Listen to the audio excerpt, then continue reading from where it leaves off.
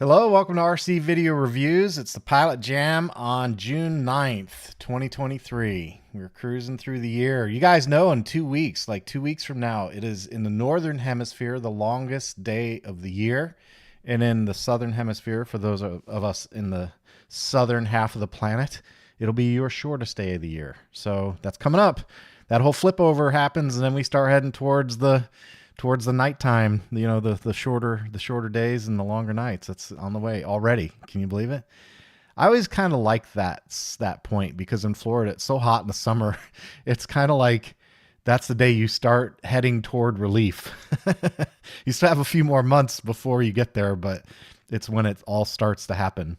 Anyway, it looks like Tim Barth was in first. Good job. I think that might be a first for Tim, getting in there early on that one. FD says, good evening from Greece. How you doing, Photios? Glad you can make it. He says he's addicted to the Pilot Jam. Well, cool. I'm glad to hear that. You seem to be regular, and I like that.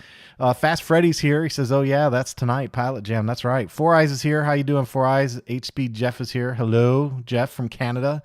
Cameron Dasso is here. Hello. Enrique Ivan Howard says hello. How are you? William Tam says hello. Hobie, how you doing, my friend? Hello, everyone. Happy Friday. Make sure to smash that like button on the way in. I appreciate that. Definitely don't forget to do that. And while we're on that note, I just want to say thanks to my patrons, those of you who've been around for a while, and the new ones. So appreciate you guys for reaching into your wallets and helping out. And I'll remind you, if you want to help the channel, with cash, patreon.com/RC Video Reviews. And if you do that, I put the money that I get from those activities back in the channel, and it's what helps me make all these videos. It's what makes it all happen. It's the magic. So let's see. T. Evans says, good evening from Utah. How you doing, T. Evans? Shane Ellis says hello from Smoky Buffalo. Yeah, I heard about that, man. You guys got some crazy fire smoke up there, huh? It's been nuts. Robert's here from the great the great white north up in Canada.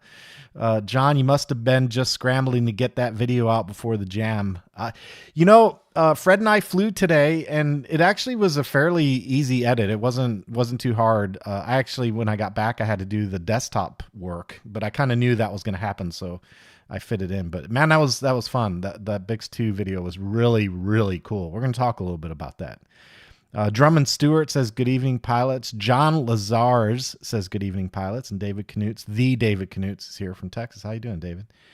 All right, guys. Well, let's see. We're going to talk. It was a short week in review in terms of video, but boy, was I busy all week. I was working on that crash-proof plane setup. And I actually, what I didn't really talk about on the video was that was actually my second day of flying. I did a first day at Larks. I went to the other field, and I just did some tuning. I did some testing. I put the plane up in the air, and some of the configuration options I had chosen in terms of the power level were too much. The elevator was a little too much.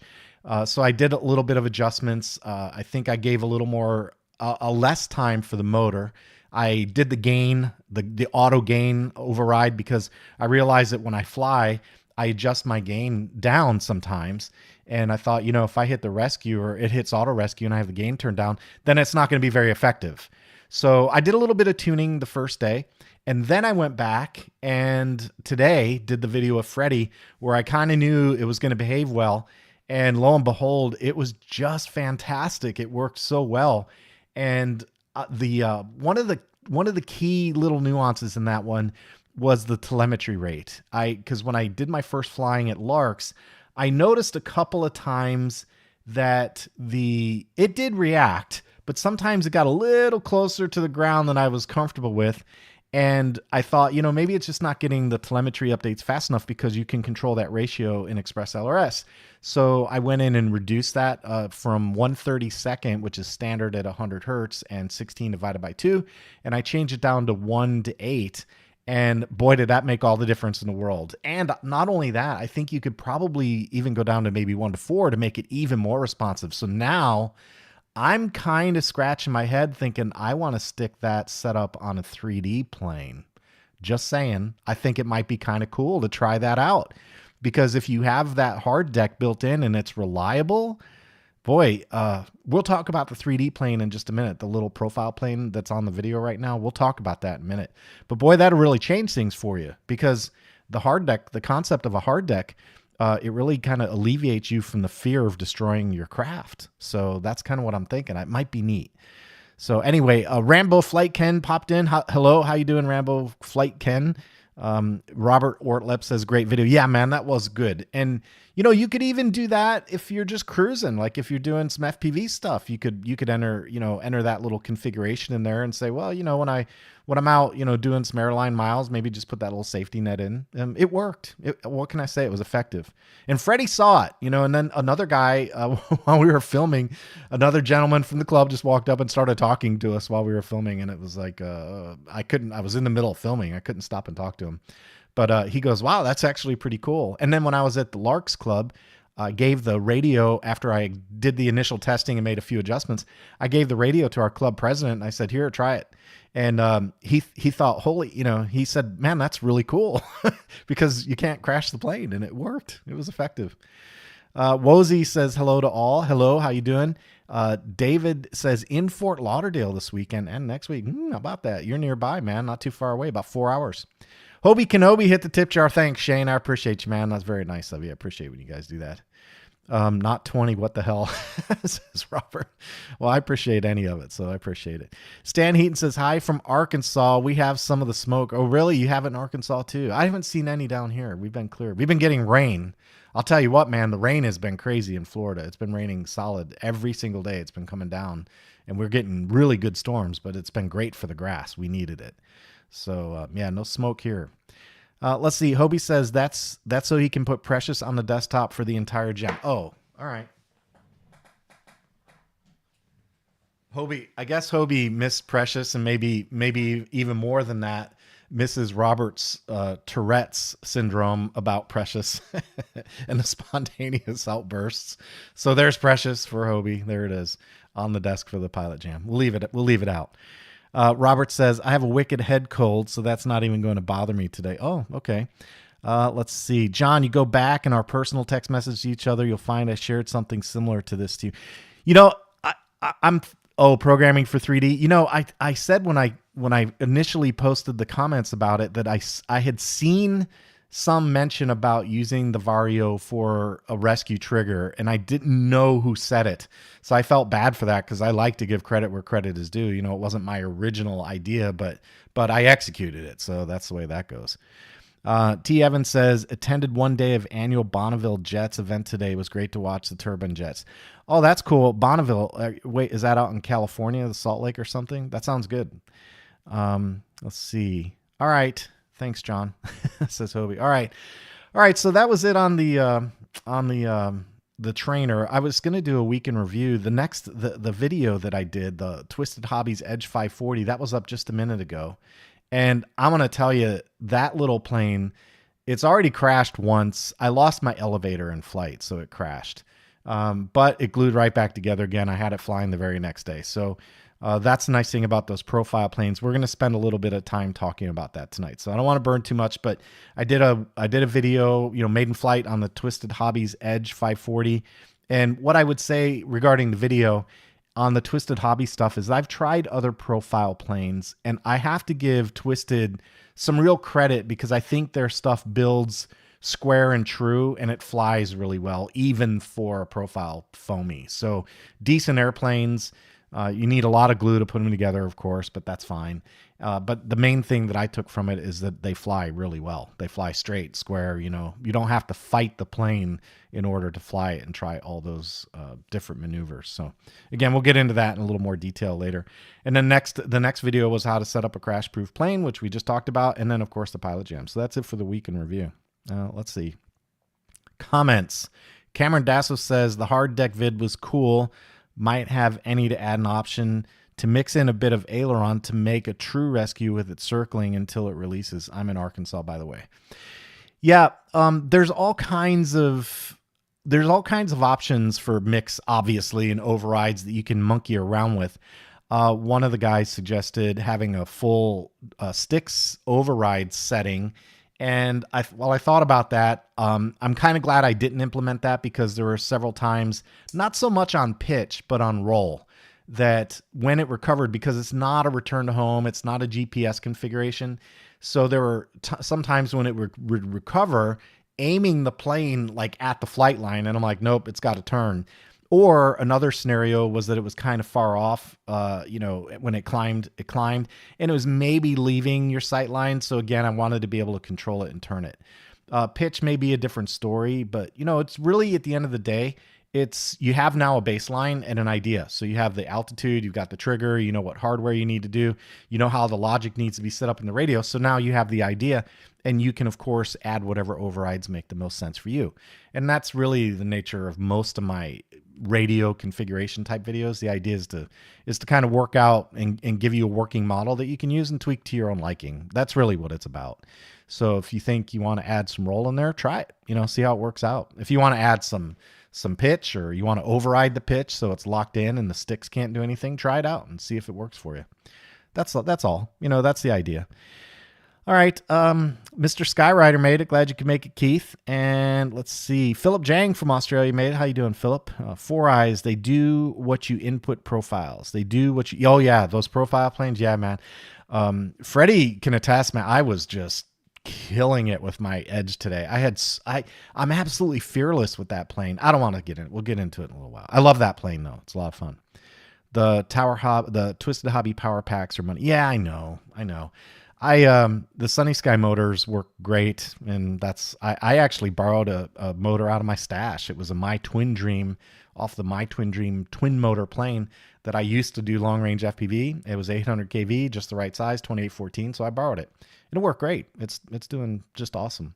I actually took the servos out of the laser that died.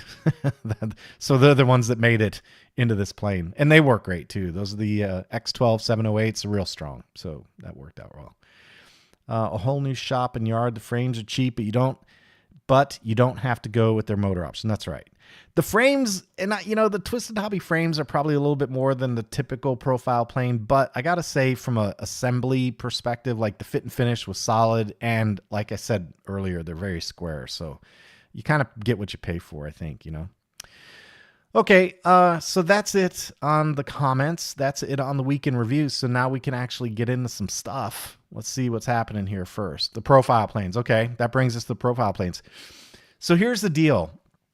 The profile planes, the thing about it, because they do glue back together, and because they glue back together and it's like minimal effort to fly, what I've realized, my epiphany, is that I'm fearless. I don't care what I do.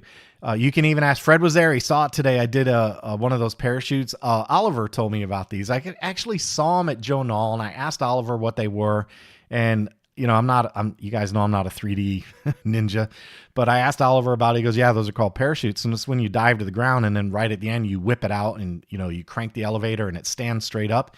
And then the other version of that is when you're flying straight and level, across the field, and then you slam the elevator and pop it up into a hover.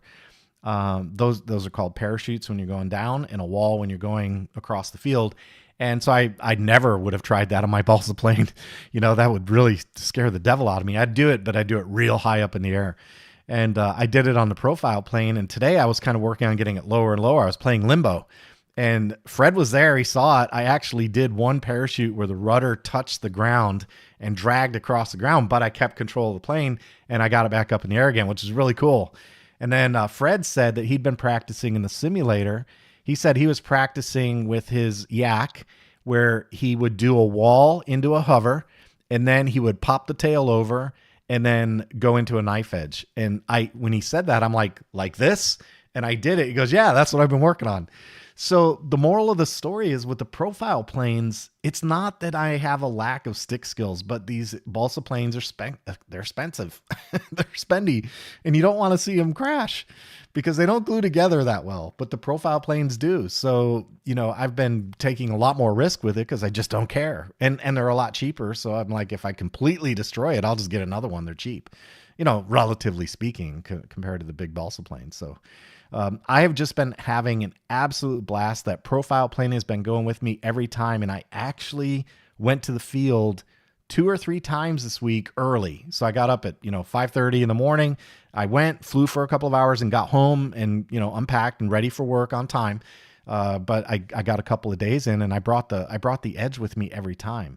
So all I can say on the Edge after now building it and flying it, and crashing it and repairing it and flying it some more and seeing what's going on with my skill development is a definite 2 thumbs up. If you have any interest in learning 3D, I would highly suggest checking out those profile planes. And you don't have to do, like I did the 42-inch airfoil version. That's a little more expensive.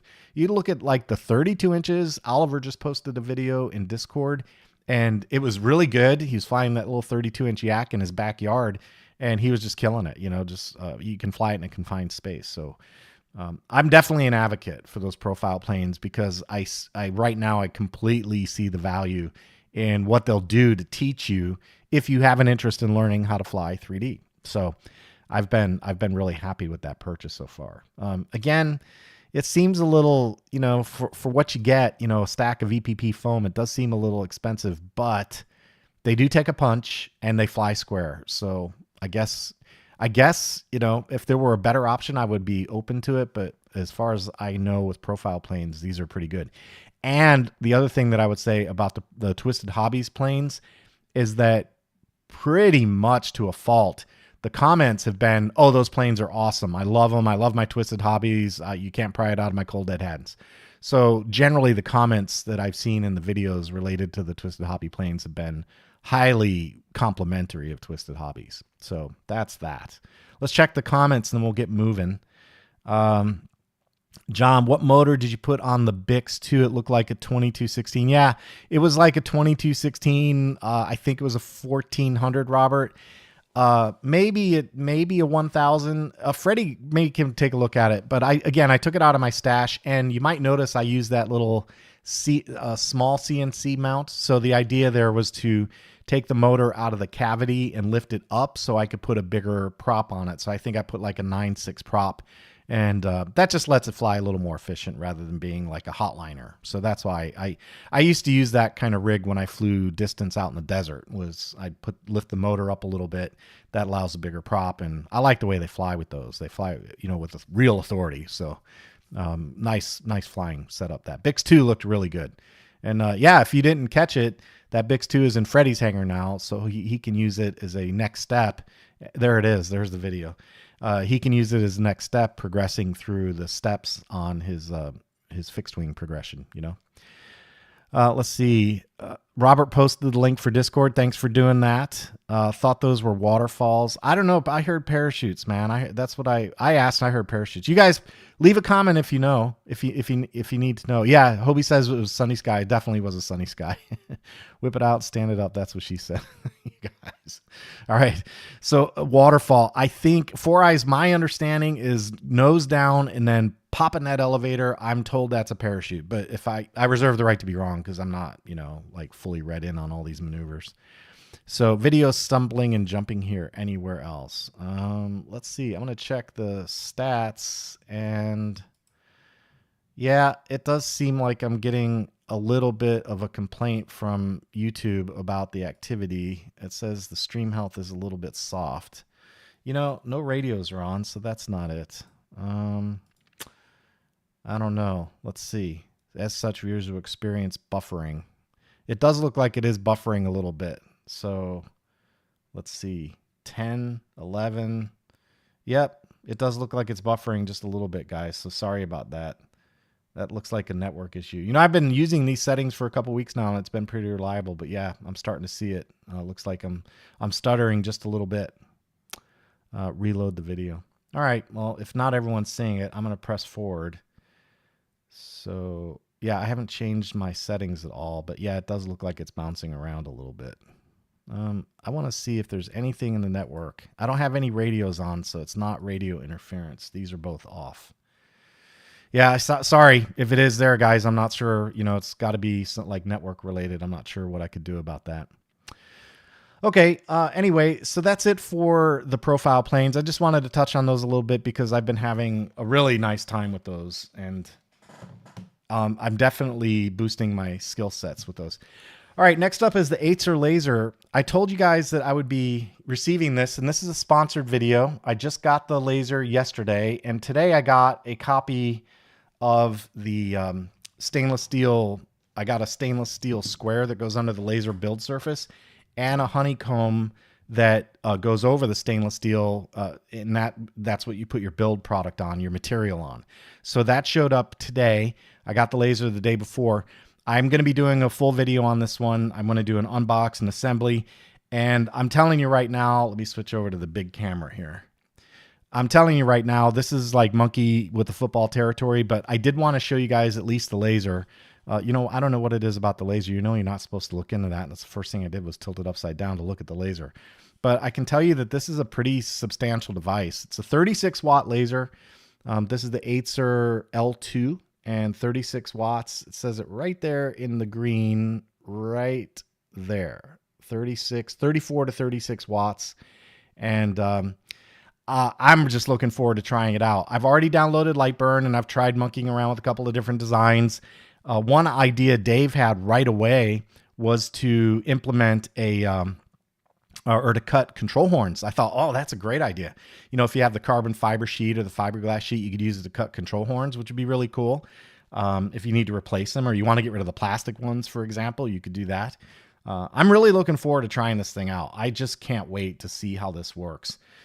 So the Atezr Laser, this is a sponsor. It'll be definitely a production video. And if I get any good designs, I'll try and post them because I know some of you guys have lasers. So if I figure out something cool in Lightburn or if I get some, you know, parts worked out, I'll be happy to share.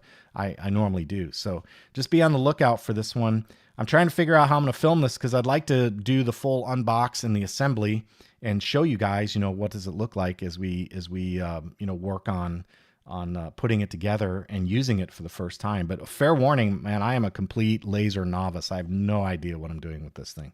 So I'll be doing a lot of reading, and I know some of you guys on Discord use them, so I might be asking for a little bit of help on Discord as far as lasers go. It's weird that I switched over to this screen and all the buffering just stopped. That's kind of odd. All right, let's see. Hobie says the kids are home from school using up all the bandwidth. Probably. That's probably what's going on. Someone's watching YouTube somewhere. Make sure you keep a fire extinguisher close by, so it'll be okay. That's probably good advice, man. Thanks for letting me know. Robert says, mine got shipped back this morning. Something about paperwork. Oh, no. Customs. Oh, man. Was it an Atezr? I hope. Wow, that's terrible, man. Shipped back to the sender? Oh, that's terrible. I'm sorry, Robert, to hear that. That's terrible. Hey, speaking of customs, I sent the FMS Flash to the UK. So Jay won that, and that is on its way. It's in the UK right now, so it's on the way. Anyway, let's flip back, and I'm going to see if the buffering comes back when I flip back to the screen. And so far, it doesn't look like it. It looks like it's okay. I don't see it. Okay. Well, that's it on the Atezr Laser. I figured you guys would be interested in seeing that. It's going to come along. We just got to get to work on it. So I got the parts that I need now. Oh, speaking of that, I got the parts for the M4 too. So the M4 should be repaired hopefully this weekend or early next week, and I'll get that one out soon as well. Okay, let's see. What is next? The FMS event. Oh, yeah. This is kind of cool. So, you know, FMS... FMS, first off, I want to say thanks to FMS. I'm not sure if they listen to all of my videos, but I do want to say thanks to FMS because they've been a great sponsor for the channel. They've sent me 3 airplanes now, and they just asked me over the last couple of days if I would be willing to do a live stream event with some airplane introductions. And I don't think they're like necessarily new airplanes, but, you know, some of the airplanes that they're probably trying to market and, you know, raise awareness on. So they asked me if I would do that. And I said, of course, you know, I'd be willing to do that. And allegedly that will be accompanied by some kind of giveaway. And I think they're going to be giving away some planes. So my understanding of this little scenario right now, the way this will work is that they will, they'll give me coupon codes that I can do giveaway on. And then if you win one of the giveaways, one of the planes, you can use that coupon code to go to the FMS website and claim your plane, and they'll ship it to you. So I thought I would let you guys know this. I told you about the Corsair. I maiden this one today, maiden flight on this plane today, and it did well. You know, it's a little 800 millimeter. That's why it's sitting here on my desk like this, but the plane flew fine. I would say I was a little surprised that on their website, when I looked at the different versions of this, they do have the Reflex V2 gyro, which you guys are all aware of. And for some reason, I'm not sure why, but they say that the Reflex V2 gyro version of this plane only ships to Canada. I'm not sure what the deal is with that. I really just don't understand it. So this one, as you can probably see, did not come with that orange reflex gyro. So I wound up putting a Hobby Eagle. That's a, let's see, that is a A3LV2. And this one is a little strange because it doesn't have the traditional auto level mode, but it does have what's called a 3D hold mode. So if you put it in some 3D attitude and flick it on, it'll hold that attitude for you the best it can. So I didn't actually use that because this really isn't the right plane for that type of flying, but I did put the wind rejection on, or the stabilizer. Some people call it stabilizer. Some people call it uncommanded movement rejection. I did turn that on and it flew fine. And we had some wind today. You know, we did have some wind today. So it's a very nice little plane. It's what you'd expect. You know, it's not overly athletic, you know, but it does basic warbird stuff. I did loops, I did rolls, I did Immelmans, I did Cuban 8s. It did fine. So the video for this will be coming up soon. Be on the lookout, you know, keep an eye out on the channel, and we'll get the video for this one done, and the Rafale. The Rafale will be coming up as well. And I'm going to give you guys an early preview because keep an eye out. You want to watch the channel because when those videos pop, they're going to include coupon codes for up to 32% off on certain planes. Not everything, but on certain planes, 32% off. So, you know, FMS seems like they're trying to do some marketing. They're trying to do some outreach. They're going to be sponsoring an event with the channel, and they've sent me a handful of planes already. I expect more to be coming, and we'll get more video content out. And what I can say about the FMS planes so far in general is that I think the build quality, the EPO foam is fine. The model details are fine. You know, I like the decals they use. I like the fact that the decals are already on the plane, so I don't have to do all that stuff. Most of the assembly work is done. You know, this took me very short amount of time to put this together. The motor is always the concern. And I can say on the Rafale, the motor was okay. It's okay early on. And I want to tell you guys, because you're on the Pilot Jam, I'm going to give you a little tip. And I did mention it in the video too. I think part of the problem I have with the Rafale is that I used a standard like 30C battery, a 4S 2650 30C. So probably not enough punch. That one might benefit from maybe like a 2200 40C or something along that line, you know, with a little bit more punch. So just throwing that out there, but it flies fine. The plane flies great. You know, it's a great big cupcake actually of a jet. So it flew fine. This one, same deal. You know, it's not an overpowering motor, but it can do the maneuvers. So it's not terrible either. It's just kind of, I tend to go for a little bit more power in my setups, and I'd say this is decent enough, but it's not going to knock your socks off in the power department. And like I said, it can do the scale stuff. It can do loops and rolls and Cuban 8s. I didn't have any problems doing that. The other thing I noticed too on this one is the battery held on pretty strong. Like it would drop down to, it's 2-cell, so it dropped down to like 7.5, 7.8, and it would just sit there for a while. So I think I got a full like 5 to 6 minutes out of this on a little 1200 battery today. So yeah, it's a cool looking little plane. You know, I love Corsairs. I've always loved Corsairs. Corsairs and Mustangs are my first tier, and I like the Spitfire as a close second. I think the Spitfire is a really cool looking airframe, but I like the Corsair. One warning I would give you about these dark blue, though, is that they get dark in a hurry. They'll silhouette on you real quick, so just keep that in mind. Anyway, it's a nice little plane. And again, keep an eye on the channel. FMS is stepping up, and they're engaging the channel to be sure. And they are sponsoring the channel and providing content. You know, they're bringing content to the channel, helping me provide content on the channel. So for that, I'm always grateful. And I like their planes. I think overall, I think their planes are decent quality. So the only issue I have is always related around power with FMS. It seems like they're close, and if they would just push just a little harder, they'd be there, you know. So that'll be my feedback, and they did ask me for my feedback, and I gave it to them. So there's that. All right, let's see. I'm going to check comments, then we're going to get going here. That's awesome. You're a big YouTuber now. I don't know what carbon fiber cuts hard, likes to burn. Oh, okay. I heard it does not cut. Well, keep in mind, this is a 36 watt laser, so maybe it will. I've seen videos where they're cutting like 1x2s in half with this thing. It's kind of crazy. But carbon doesn't cut. Fiberglass, does fiberglass cut? I'll have to try it. I'm going to try all of it and just see what happens. Robert says, give me the laser. Yeah, I don't know, man. I might hold on to that laser for a little while. Let's see. Canadians need gyros to fly. Oh, snap. Listen to Hobie dishing out the shade, man. How about that? I noticed that also about the gyro, says Robert. Yeah, maybe he's right. Maybe Canadians do need gyros to fly. I'm just messing with you. I know Robert can fly. David Canute says, what's your honest opinion on the reflex gyro? Okay, that's a great question, David. And here's what I would say about my honest impression of the reflex gyro. I think on the FMS, the main issue I have is you don't have any control over gain. And I use gain control on my gyros. I have it on S2 all the time. If I have a gyro, I have remote master gain. I want to be able to adjust it. I don't like it when the gyro doesn't let us adjust that. And I was proven correct on the flash, because when you do a hot pass with the stabilizer on that flash, and that flash scoots, man, make no mistake about it. That flash is fast. But when I did that, it oscillated. There's no question. I saw it. It was like that. It's in the video. It was clear as day. It oscillated. And the problem without having the ability to adjust the remote master gain is you can't dial that out. So for that, I don't care for that. On the other hand, what I do like is that even though there is no configuration at all, it works on their planes. So the Ranger, it worked great. The Rafale, it worked great. I didn't have any problems with either one of them. Now, that said, keep in mind that you have to load one of their profiles in order to get it to work. So because there's no configuration, you can't just go buy a Reflex V2 gyro and stick it in any old thing. You might be able to get away with it if you have a servo layout that matches something like, say you wanted a 4-channel AETR. You might be able to get away with it if you could find a plane like the Ranger.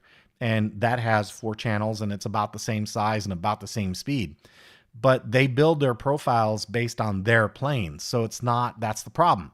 Where if you have a standard gyro like an A3 Super 4, you can configure that however you need. You can reverse the servos, you can adjust the gain, you can adjust the weights, you can change what the different switches do. You have all this control over the gyro.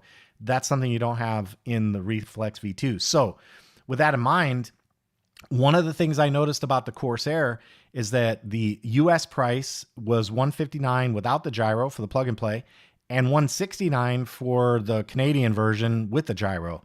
For me, that would be a no-brainer. I would 100% take the $10 and take the Reflex V2 on any of these smaller airframes without a question of a doubt. Wouldn't even bat an eyelid. So that's a good question. What I would say, the summation answer is that I've flown 3 planes with it now. I've flown the Flash, I've flown the Rafale, and I've flown the Ranger. And I would say on the Rafale and the Ranger, it was perfect for that plane, for those 2 planes. On the Flash, it did a good job unless you were at speed. It did a good job with, the auto level and all that stuff, unless you were at speed. If you were at speed, yeah, it oscillated. So that'd be my comments. I like control over gain. So that's it. Okay, that's a good question, David. I appreciate that one. Thank you. Hobie says, I'm in need of a new plane after this week. We should talk. Robert says, when it's windy, gyros have their play. Yeah, no doubt, man. And, one of the guys, I think it was Tim posted a video about some other YouTube channel talking about people who are gyro shamers. He's like, look, man, if you think that it's not okay to use gyros, you're the problem. And I would tend to agree, because you guys know my deal, man. Your money, your hobby. If you want to use a gyro, go ahead. I have plenty of decent use cases for them. And honestly, I'm too old to give a damn if somebody doesn't like that I have a gyro in my plane. That's all there is to it. All right. Mr. Skyrider says, I like my FMS P51, but hate that it's gutless and eats a 4S30-300 for a snack. Yeah, that's the problem, right?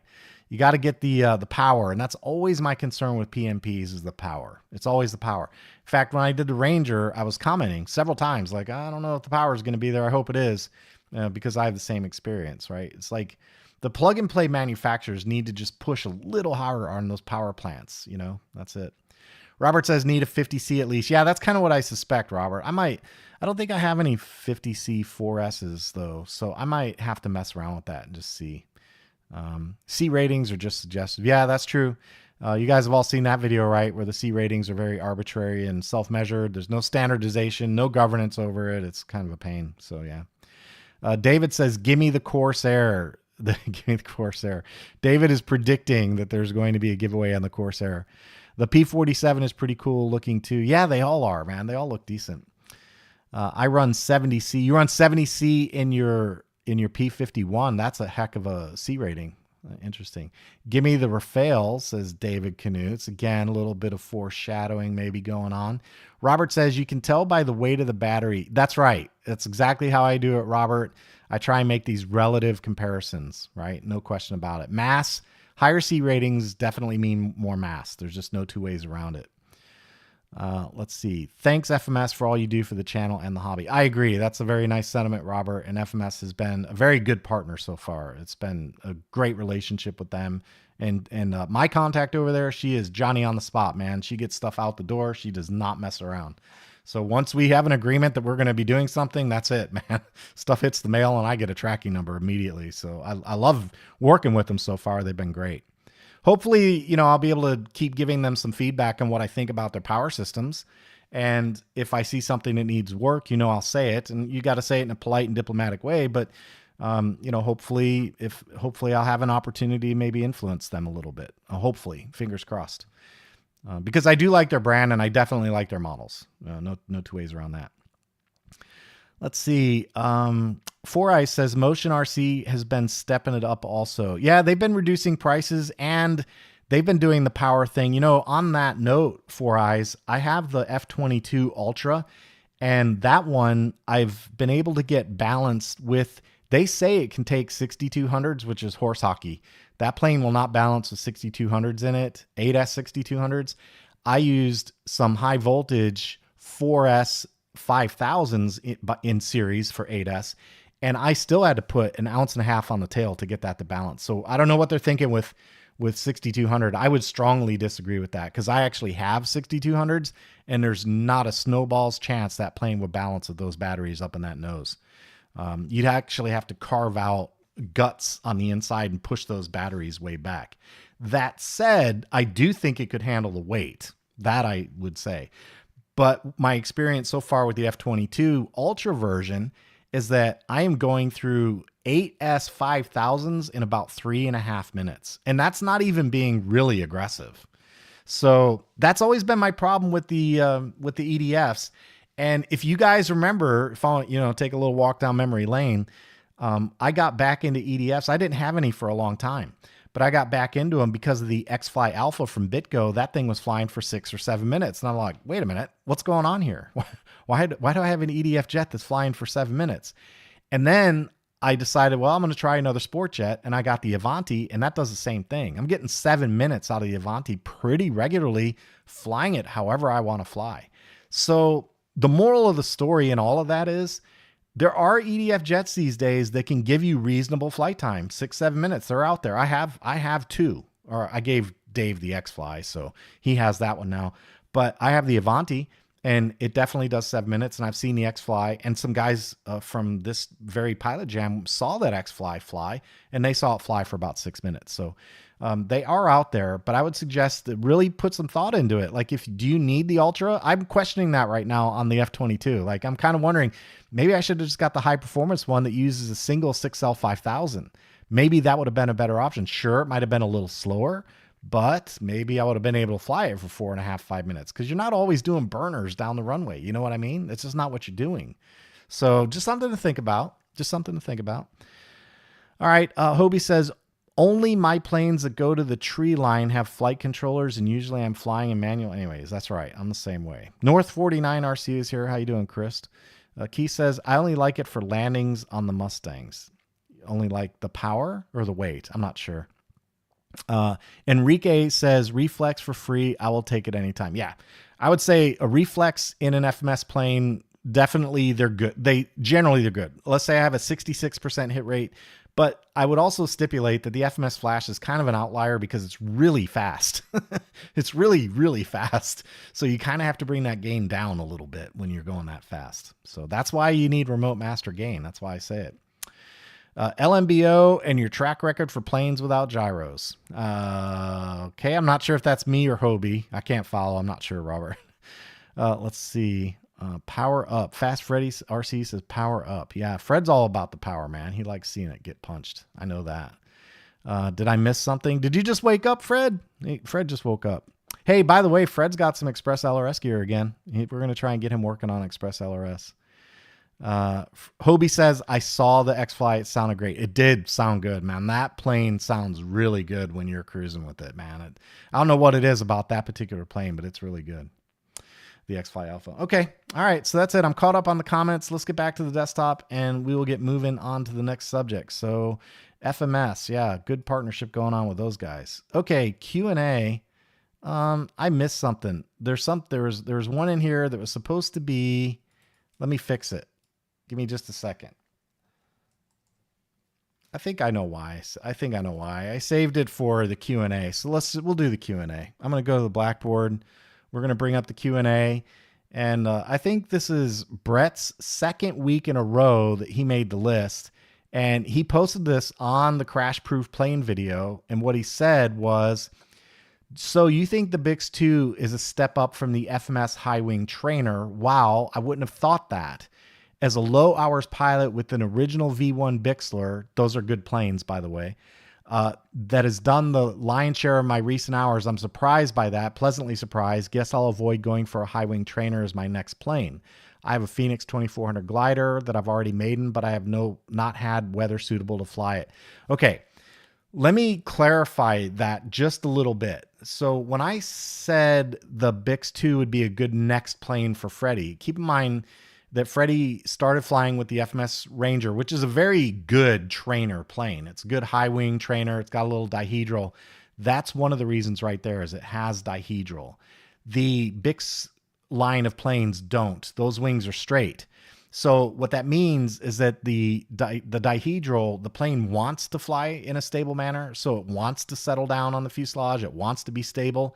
Where the straight wing planes, they tend to feel a little more athletic because you don't have that built-in stability that comes with dihedral. So that's why I said that. Without the built-in stability, I do think it's not for a beginner. I think it's a good second plane.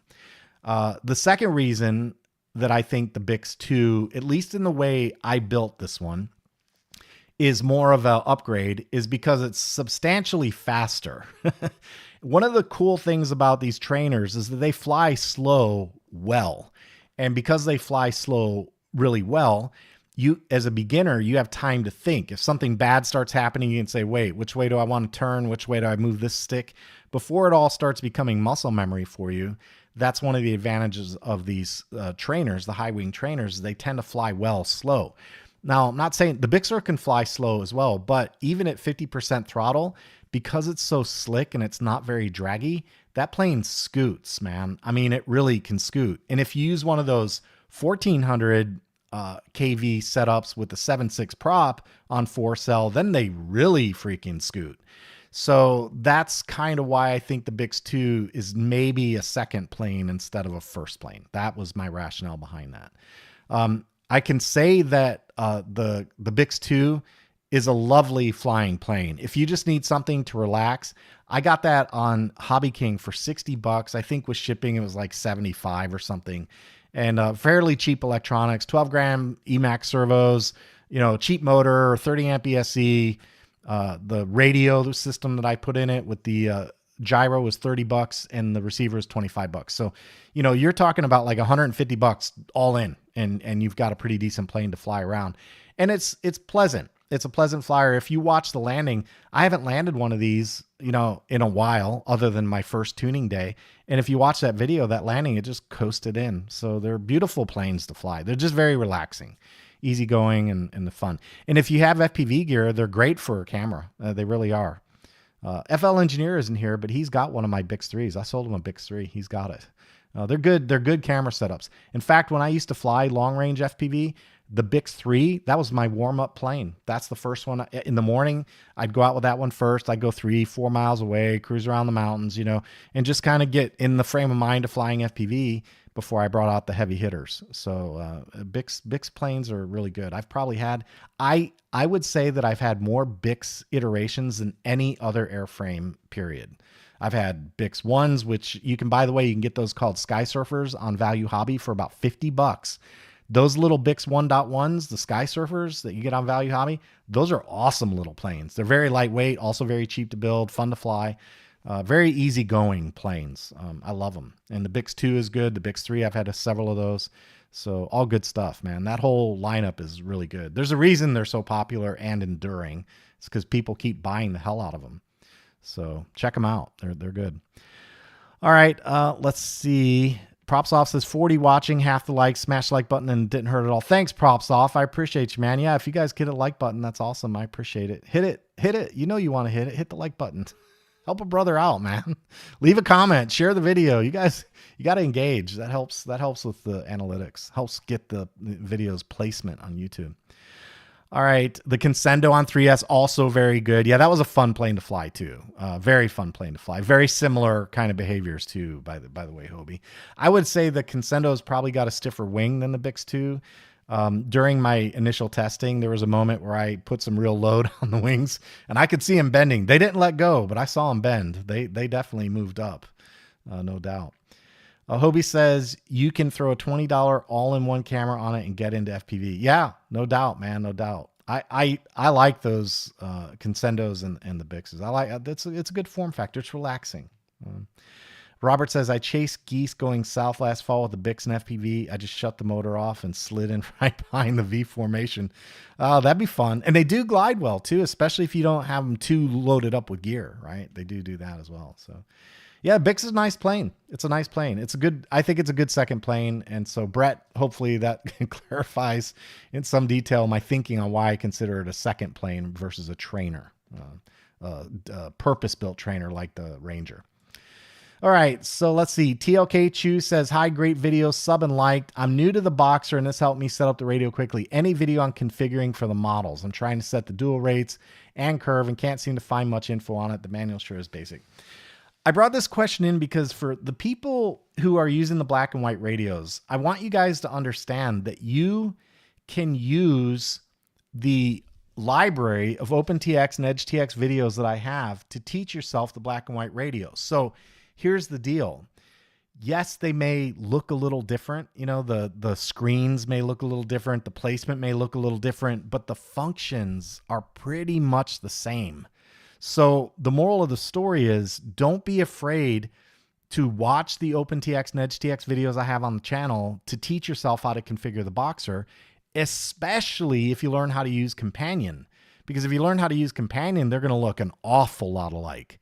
So that would be my answer to this, is that while I probably don't have a dedicated video on setting up a model on the Boxer, maybe that's something I need to do. But don't be afraid to hit the OpenTX and EdgeTX library, even if you see a TX16S on the cover, because again, the logic and the way the firmware works is pretty much the same. You just have some differences in the hardware, the buttons, you know, the screen layout, that kind of stuff. But the concept is still the same. So keep that in mind. I'm going to check comments. Let's see. Hobie says round trip. Overall flight distance, North 49, still don't knife edge. Yeah, it does not knife edge. That plane's not good for knife edging. You have a plane that will, Fred, so you'll get there. The tail's too small on the big slurp for... Okay. On the Bixler, the tail is too small. Yes, it is too small. It is too small. The Bixler does not knife edge well. Your NyQuil is kicking in, says Hobie. Very good. Very good. I see we're having some fun. That's what it's all about. All right, let's see. Naomi Fagel says, hey, thanks for the review. I noticed that the battery says 9.2 volts on the main screen, but it's a 2S LiPo. What am I missing? So out of the box, I did this video, the Boxer video. Let's open it up. My reply, I included my reply because there's a link in there, and I can put this in the description to help you guys out. But when I did the unbox video, I had not gone through the calibration process yet. So what he noticed was that the calibration for the radio was off a little. And I have a link in the response to this question that says, here are the 3 configurations you need to do when you first get one of these radios. So good eyes on his part, but don't forget, if you get a new radio, make sure you watch that video and do those calibrations. You need to do them because, as Naomi pointed out, Without the calibration, you may think, wait a minute, I've got a 2S battery at 9.2 volts. That's a fire hazard, right? So make sure you do your calibrations. That's what that boils down to. Okay. All right, next up, Jerome. He says, hi, first, thanks for your videos. I'm a beginner and it helps as an example. Oh, okay, that's why I have the radios out. If I put a weight of 20 when my elevator is centered, I have what I need in upside but need more in downside. How can I do it? Please excuse my English. Okay, that's why I have the radios out, and I have a little demo I wanted to share with you guys in case you're not familiar with these concepts. I've actually done an in-depth video on OpenTX, which it's the same for EdgeTX. The behavior is the same. But I wanted to show you guys this one in case you've never messed around with it. It's right in your mixer. You have these options. And I'm just going to go in one of my mix lines, and I'm going to show you two different things you can do. Had to get my pointer. I know. Go ahead. You can bust my chops on it. I've forgotten enough where it's okay. Go ahead and bust my chop. You can judge me. Go ahead. Okay, so here's a little demo I wanted to do for you guys. And what I've got here is it says aileron, you can ignore that, but I have it on a pot. So I have it on a dial right here. So I'm going to move the dial. That's what's going to move the outputs. And you can see on the screen, the output will change from 100, negative 100. It's right here. Negative 100. At center, it hits about 0, and then on the right-hand side, it hits 100, okay? So that's the default setup. Forget about the name. It doesn't matter. What I wanted to show you is differential. So I'm going to center this control right here at 0, and I'm just going to add a little bit of differential. Now, what differential does is it changes the behavior in the outputs based on which side you gave the differential to. So when I move this knob all the way down to the left now, I still have negative 100, but if I move it all to the right, see how it stops at 80? So I used a negative 10% differential, which means I took a little bit off the top end. That directly answers his question. He said, if I put my weight at 20, when my elevator is centered, I have what I need on the upside, but I need more on the downside. So let's put the weight at 20. Let's do that. Let's just follow his question. So there's the weight at 20, and I've got a differential at 10, and I'm going to center the control. Okay, so there's the center. It's centered now. Now, let's say that I pull up elevator. I've got 20. I have what I need in upside, but I need more downside. So if I go this way, it's 18. So if you need more, you have to change that, right? You have to go, instead of doing negative 10, we would invert that, and we would give it, hey, why didn't that invert? Oops, I know why it didn't invert. Because I had the thing on the wrong field. Let's do 20 again. There we go. I need the differential. I wanted to invert that. Okay, so now we should be in good shape.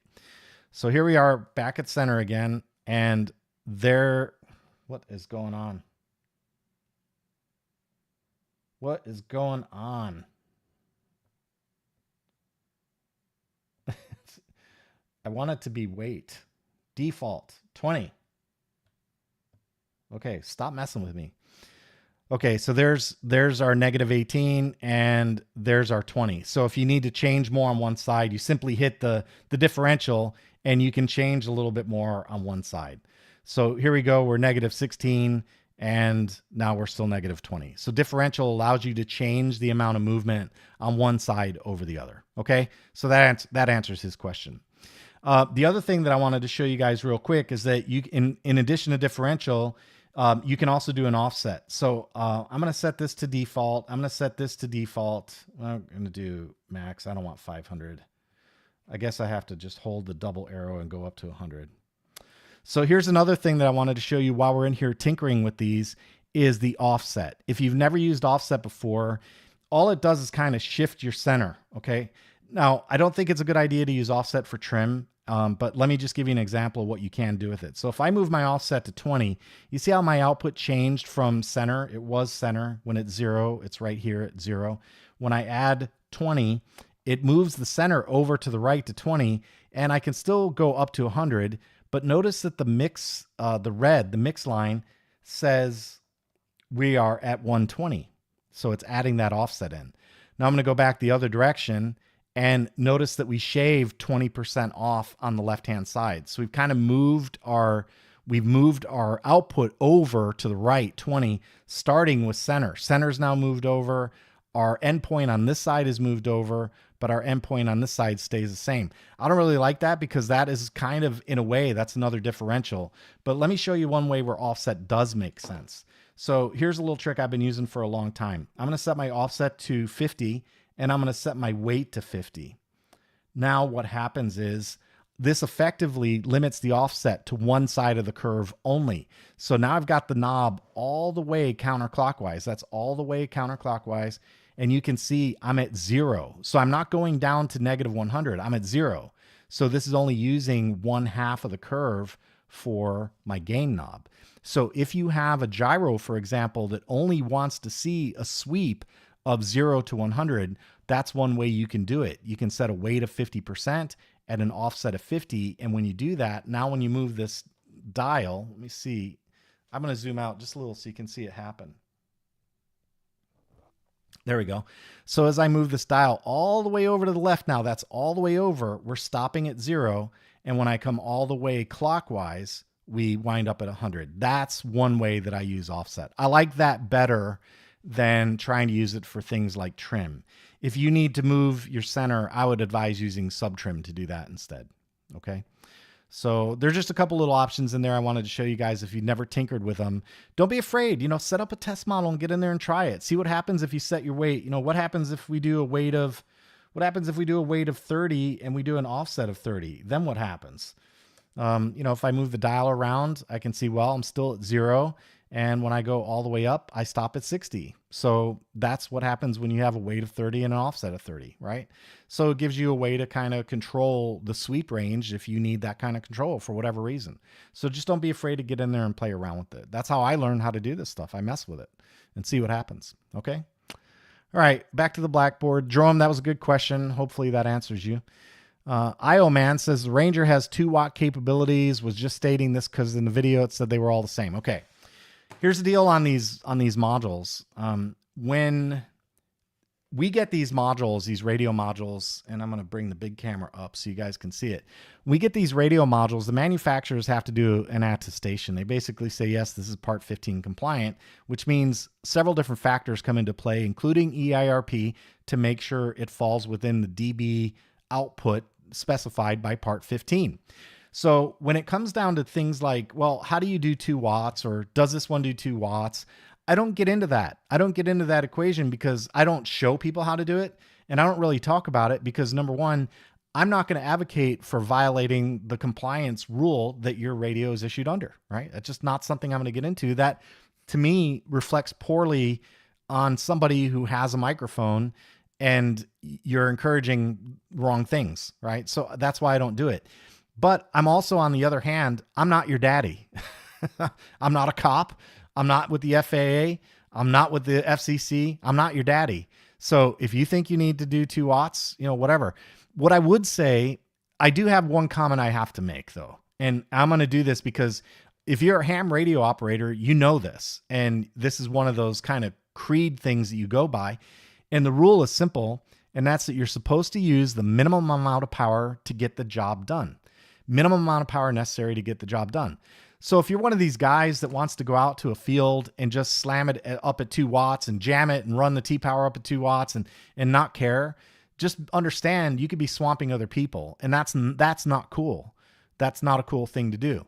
So that's another reason that I don't really talk about these abilities. It's why I don't run boosters. It's why I don't talk about things like whether or not it can do 2 watts or how you configure to do 2 watts, because I don't support it. But again, I'm not a cop. So if you do it, just be aware that you may be influencing and impacting other people in a negative way. My rules are a little more simple than that. Don't mess with me. Don't mess with my people. Don't mess with my stuff, and don't cost me money. So if your activities cost me money, we have a problem. And that's what I would ask you guys to think about, right? Don't go out there and be that guy where you're just going to be a scofflaw on the rules and ignore what's traditionally considered learned and trusted advice and experience by a super highly intelligent ham radio community, right? And they are flat, full stop. Don't discard what they try to teach, right? And they try to teach these things for a reason. Try and accomplish your task with the minimal amount of power required. Okay. Now you're out in the woods and it's just you and there's no noise floor, nobody else flying, and you're at 2 watts. I don't give a damn. I don't care. And if you say I should, then you're the one with the problem, because this is not the way we roll here, right? You don't get to tell me what I think. So that's why I don't tell you what to think, right? I just put the video evidence out, tell you what I saw. And if you like it, great. If you don't, that's fine. Whatever. But this whole 2 watt question, man, that's why I don't engage in it, right? Because you're violating the spirit of the rule. You're kind of putting your radio out of compliance. The FCC says, hey, these are the rules. It has to have a certain EIRP, certain output power. And if you do that, you don't need a license to use this gear. That's that. I happen to be a ham radio operator. So I got news for you guys. If I wanted to, I could, because I'm a ham radio operator and there are certain rules that apply to us on how we use RF tech, right? So if you have a ham license, you get certain privileges. One of them includes using higher output power levels. So, but keep in mind, when you do that, you're no longer operating under Part 15. You're no longer operating under Part 15. Now you're operating under your license, which you have to test for that. Okay. So for those of you guys who like to come in and talk crap about 2 watts, I really don't care. For those of you who are asking questions about 2 watts, I don't support talking really about how to do it or why or when or where, because it violates the rule, and I'm not going to use my platform to encourage that type of behavior. And I would say if you're a ham radio operator and you operate your gear under your ham license, knock yourself out. Do whatever you think you need to do that makes sense for you if you're operating under your license, right? That's how I think about it. All right, let's see. John, just say, don't be a Carl. Robert, man, Robert's my bud, man. He's my homeboy. He knows exactly what I'm thinking. Don't be a Carl. Mind your business, man. Just mind your business. Stop sticking your nose into everybody else's stuff. Captain Bryce says, heck yeah, interference is real. The minimum amount of power necessary, but by yourself, do what you like. Yeah, that's right, man. It's about common sense, right? But if you do something stupid that costs me my plane because you stand next to me and you jack your I almost said it. I don't have a sensor beat, but if you jack your stuff up to 2 watts and then you swamp my radio and crash my plane, you and I now have a problem, right? We have a problem. And by the way, that's another thing. Since Captain Bry's in the room, he can comment on this. I can tell you for a fact, there's no reason not to rely on dynamic power on Express LRS. It does the job fantastic. I've been testing and watching this for months. I look at my logs. I look at my data. It does a great job. So trust it. Put it on T-Power, put it on the minimum, put your peak at wherever you want your peak to be, and let T-Power on Express LRS do its job. It's fantastic. You should never even have to worry about it. And you're in compliance with the spirit of the rule, because the radio will lower itself as soon as the job is done. When the job is in hand and it's under control, it will bring that power level down automatically, which means you're now flying based on the guidance from the ham radio community, which is the one that helped establish some of these rules in the first place. All right. So learn to trust the gear, man. And that T-Power on Express LRS is fantastic. 2 thumbs up from me. It just freaking works, period. Full stop. It works. All right. Who is that? Rent a cop at SES. Yeah, I know. That was him, man. That was Carl. Props Off says I fly at 25 milliwatts on everything. Yeah, dude, I've been flying my big planes on Express LRS with just a single antenna, a temperature compensated oscillator. It's a Happy Model EPW6, and I freaking love those things, man.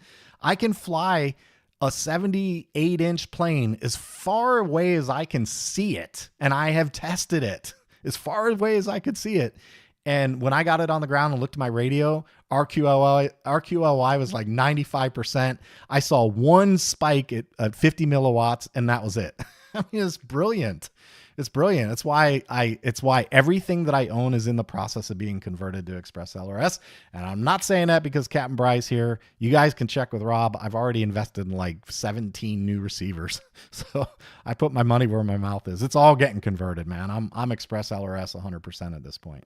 It's all going Express LRS. Now, I do have to create room for FlySky, because FlySky is a sponsor. They send me stuff. They ask me to evaluate it, so I will test their stuff. But my production, unless I see something crazy good come out of FlySky right now, it's Express LRS for me, man. That's it. All right. I use dynamic on my Crossfire. Good for you, Hobie. You should. Crossfire also has excellent dynamic power management capabilities. North 49 says ELRS doesn't really need 2 watt. No, it doesn't. That's the thing, man. That's why. Now, here's where I would say there is an exception to that. Let me paint an exception, okay? If you're out flying bandos, concrete buildings, and you're doing quad stuff on FPV where you're maybe behind a concrete wall, I could understand it. I can understand that. But again, I would say that if you're with other people, make sure you talk, right? Make sure they know. Make sure you say, hey, in order for us to fly successfully here, we need to jack our power a little bit, and make sure you have agreement from those people. And if everyone's in agreement and nobody's getting hurt, by all means, knock yourself out. Do what you got to do. Remember, the rule is use the minimum amount of power to get the job done, right? That's the rule. So stick with that and you should be okay. So if you're going to do 2 watts, maybe in a concrete building, I could understand why you might need that extra power.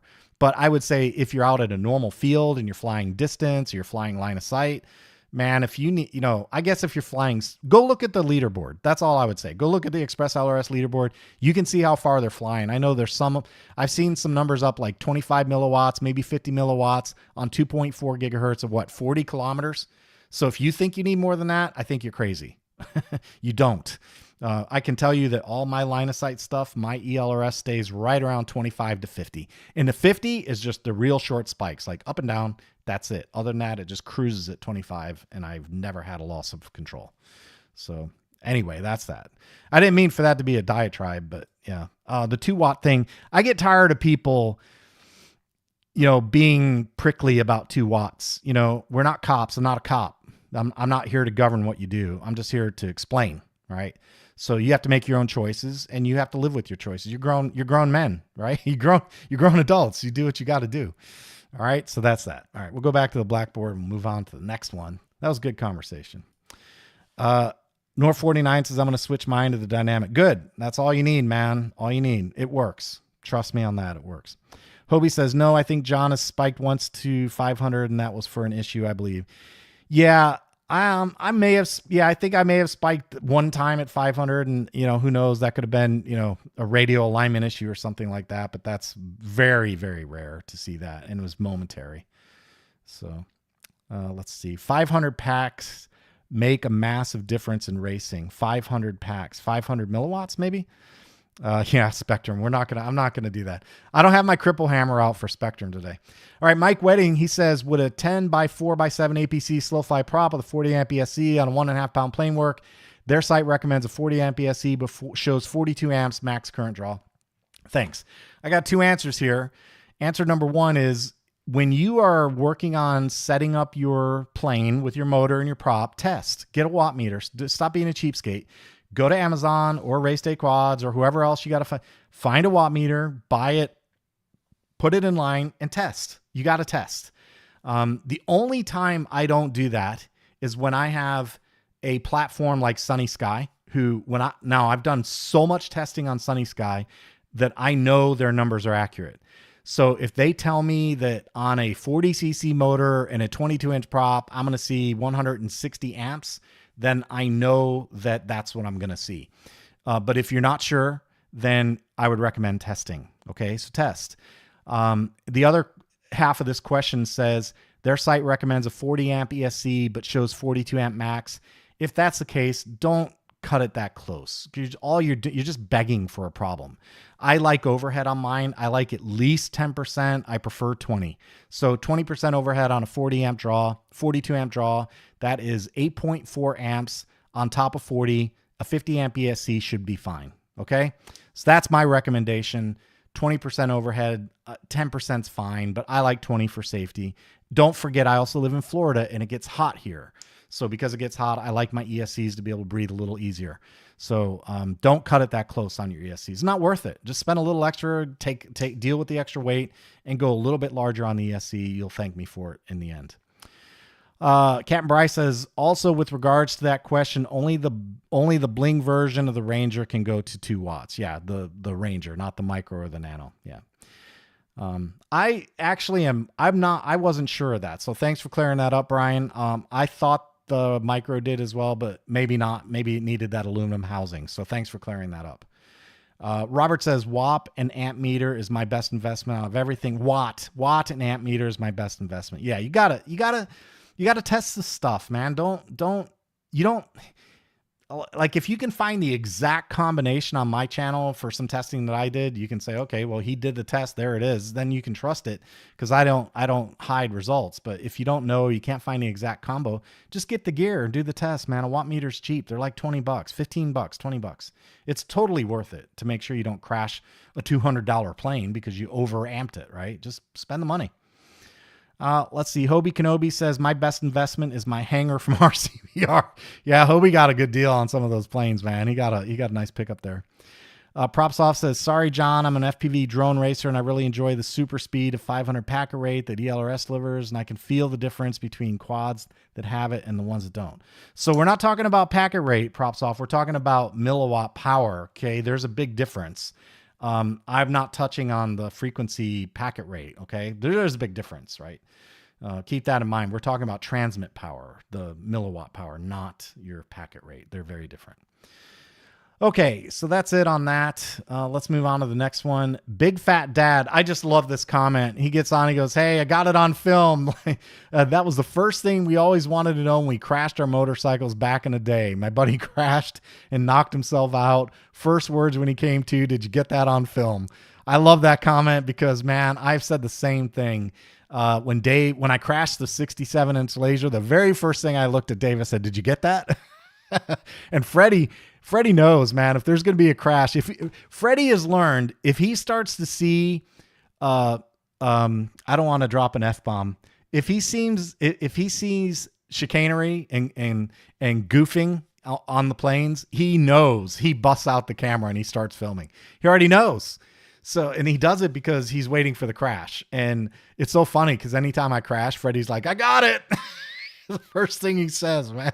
It is so fun. I love Fred. He's so much fun to fly with. But yeah, so I just thought that was a great comment by Big Fat Dad. He said, did you get it on film? And that brings us back to number 1, which is the end of that. So Q&A is over. We're going to pop over to the desktop. We'll check comments and then we'll get moving again. So let's see. Jeff H made it. How you doing, Jeff? Glad you can make it.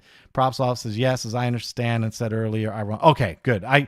Props off. I just didn't want to make sure that I know you're a smart guy on this stuff. I just want to make sure we didn't cross our wires on packet rate versus milliwatt. That's all. So, you know, because there is a 500 milliwatt rate as well.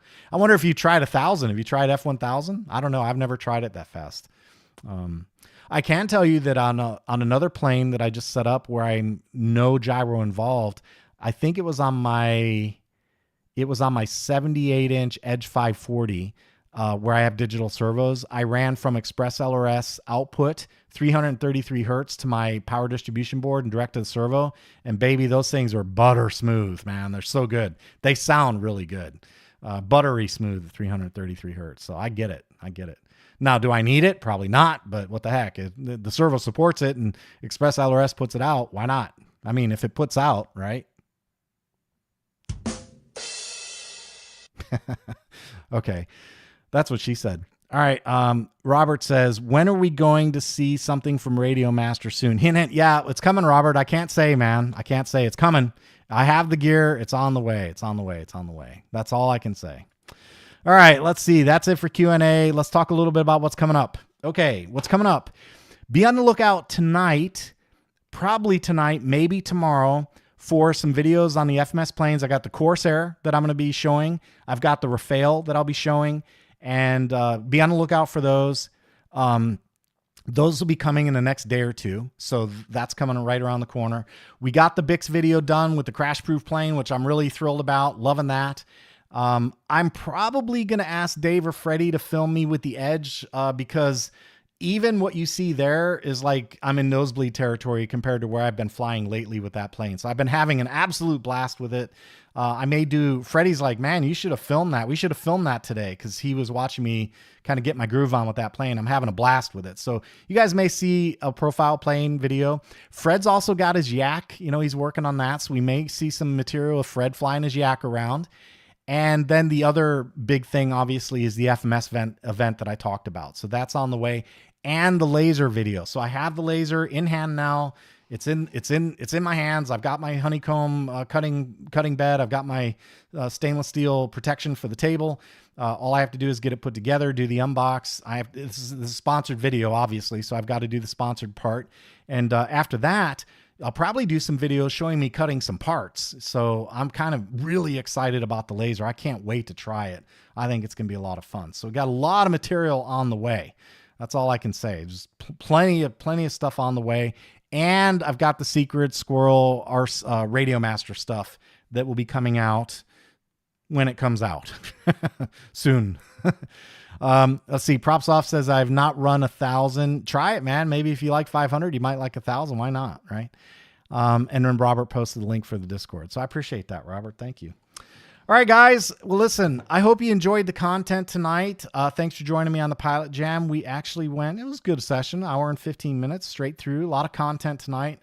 I hope you enjoyed the material. I hope you enjoyed the flights. Hopefully enjoying the tech and, all the different screwy things I'm coming up with. And we'll keep working, man. There's more to come. That's all I can say. I'm actually seriously considering doing the crash-proof plane setup on a 3D plane, a balsa plane. I kind of want to try it because that'd be another one that would relieve you of the concern and pressure of crashing a nice 3D plane. So I really kind of want to try it. I might do it. So Hobie says, thanks, John. Thank you all for joining. I agree. Thanks for joining me. I hope you guys have a fantastic Friday night. What's left of it. I hope you get out there and fly something this weekend. That's all I've got for today. Take it easy.